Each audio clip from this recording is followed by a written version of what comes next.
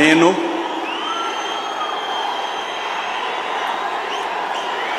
నారా చంద్రబాబు నాయుడు అనే నేను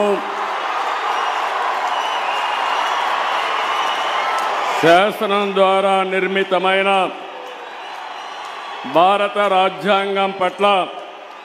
నిజమైన విశ్వాసం, విధేయత చూపుతానని, భారతదేశ సార్వభౌమాధికారాన్ని, సమగ్రతను కాపాడుతానని ఆంధ్రప్రదేశ్ రాష్ట్ర ముఖ్యమంత్రిగా నా కర్తవ్యాలను శ్రద్ధతో,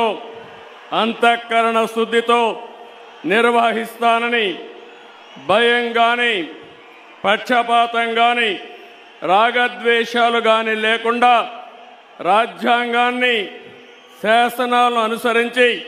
ప్రజలందరికీ న్యాయం చేకూరుస్తానని